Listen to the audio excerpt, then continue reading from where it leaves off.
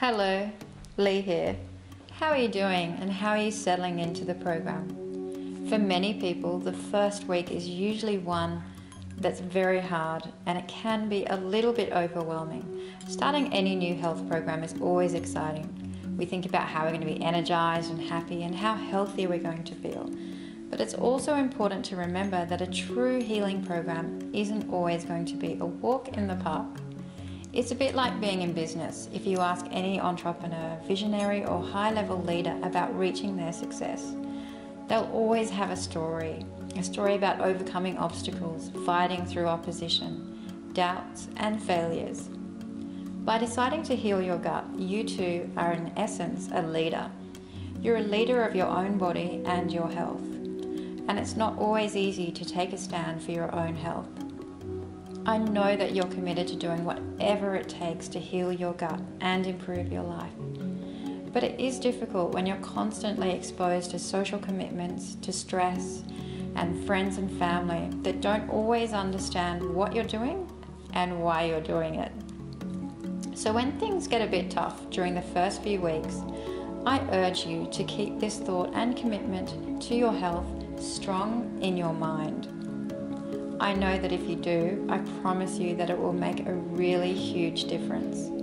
But again, please don't beat yourself up if you fall off the wagon. Just take each day as it comes. One of the greatest obstacles that you're going to face in the beginning is what I call the battle of the appetite. Going from eating whatever your body and mind is telling you to feed it, to consuming only gut healing and digestive friendly foods, it's not easy. And your body will probably pull out the placards and protest. I know what it's like to be watching your friends and family blissfully eating their Sunday lunch and extra desserts while you're slurping away on your healthy soup.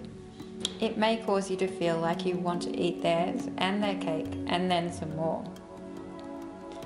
But as long as you're aware of this and realize that you are not the victim here, but rather you're a victor, and that you've chosen to look after your body and look after your gut and your health, and that you're going to be okay. So right now, I have a few tips that I'm going to share with you about curbing cravings. Okay, so one thing that you can do when you feel like you could eat your own arm off is to sip on some herbal tea. I know it's not the same as eating a chocolate bar, but it can really help you, trust me on this. Licorice root tea, for example, has this amazing super sweet taste that fills you up with every sip. And it's your perfect ally when the sugar cravings hit. And having a turmeric tea or curative coffee will make you feel nourished without sabotaging all of your efforts. The curative coffee is on the plan. It's so comfortable and filling. You'll find it on the portal. Another tip is to do something sweet for yourself. When you've been going from the fridge to the pantry and back and forth a few times, you really need to start distracting yourself. In those cases, what I find works best is to do something that gives you that sweet feeling emotionally.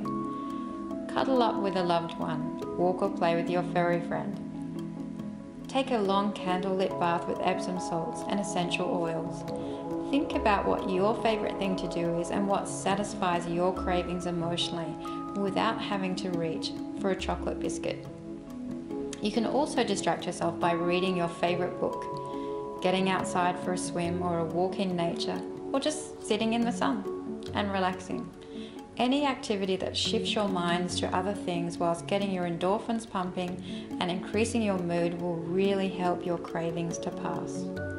Now, this is probably my most favorite trick to fight cravings because I love to eat. I call it reverse gateway foods.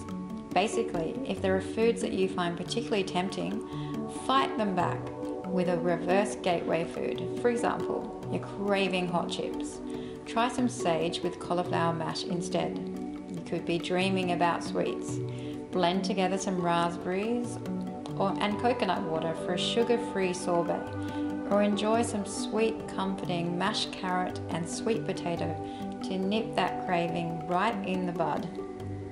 Another thing that I recommend is to keep busy during the program.